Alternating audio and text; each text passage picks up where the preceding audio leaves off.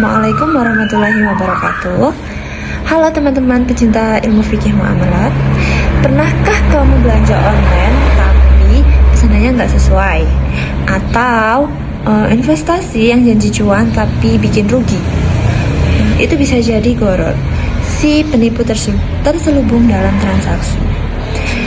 Hari ini kita bahas gharar biar transaksi halal dan berkah. Yuk simak videonya sampai habis ya. Jadi, secara bahasa, gharar itu artinya kecemasan ataupun ketidakpastian. Dalam fikih, gharar adalah ketidakjelasan atau penipuan dalam objek jual beli yang bisa merugikan salah satu pihak. Dalilnya kuat dari sunnah Nabi. Hadis riwayat Muslim menyatakan bahwa Nabi Shallallahu Alaihi Wasallam melarang jual beli gharar. Lalu hadis dari Ibnu Majah mengatakan, janganlah kamu menjual apa yang tidak ada padamu. Ini menegaskan transaksi harus jelas, pasti, dan juga adil. Sesuai dengan Quran Surah Al-Baqarah ayat 188 mengenai tentang larangan memakan harta sesama muslim secara batil. Nah, setelah kita tahu definisi dari gharar itu apa, pasti kalian penasaran dong, sebenarnya gharar itu ada berapa jenisnya sih? Nah, jadi di sini gharar itu dibagi menjadi 3 jenis utama ya, tiga. Yang pertama itu ada gharar fahis atau kasar. Di sini adalah gharar yang sangat merugikan. Seperti contohnya ya, jual ikan di air tanpa ditangkap.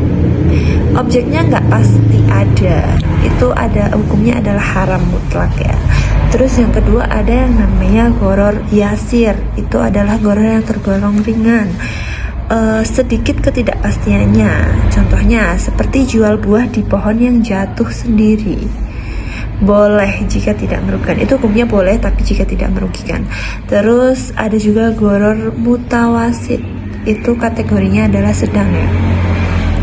Di antaranya itu seperti contohnya itu jual hewan hamil tanpa tahu jenis kelamin anaknya. Ulama sepakat haram karena rawan sengketa. Intinya gharar itu muncul saat objek, harga, atau waktu transaksinya itu nggak jelas ya. Nah, setelah tadi kita udah tahu definisi gharar, terus ada juga macam-macam gharar. Di sini saya akan memberikan contoh yang lebih konkret, yaitu contoh yang sesuai dengan relevan dengan fenomena yang sekarang ya. Yang pertama itu adalah contohnya jualan online tanpa foto asli gitu. Jadi barang itu datang beda bentuknya. Seperti misal menjual baju premium tapi kainnya tipis. Terus yang kedua investasi kripto atau forex spekulatif. Ya, jadi harga naik turun tidak pasti, janji untung besar tapi bisa rugi total. Di sini itu dikategorikannya tuh mirip dengan judi ya. Terus ada juga MLM dengan bonus rekrutmen. Jadi uang dari downline bukan produk. Gharar ya, karena nggak jelas dapat apa. Fenomena ini marak di Indonesia, bikin ribuan rugi miliaran. Padahal Islam ajarkan transaksi yang transparan. Nah, terus apa ya kira-kira solusi yang dapat kita terapkan agar kita itu terhindar dari bahaya gharar ini ya? Gharar yang santai. Solusinya yaitu dengan langkah-langkah sederhana ya. Yang pertama, itu kalian bisa dengan memastikan objek jual belinya itu jelas. Misalnya kalian bisa melihat, kalian bisa memegangnya, atau bisa juga di deskripsi detailnya, foto asli dan spesifikasinya.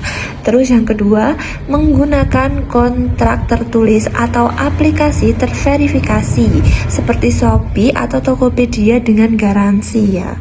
Terus yang ketiga, pilih investasi yang syariah ya. Contohnya ada reksadana halal atau emas fisik, bukan spekulasi. Terus yang terakhir, kalian juga bisa bertanya kepada ustadz atau cek fatwa DSN MUI sebelum transaksi besar. Dengan ini daganganmu berkah, pelanggan setia. Nah, jadi itulah goror. Jangan sampai nipu terselubung rusak rezekimu. Yuk terapkan jualan jelas untuk pelanggan setia. Like, share, dan subscribe channel ini untuk video fikih muamalah lainnya. Wassalamualaikum warahmatullahi wabarakatuh. Ingat, goror sama dengan nipu terselubung. Jualan jelas sama dengan pelanggan setia.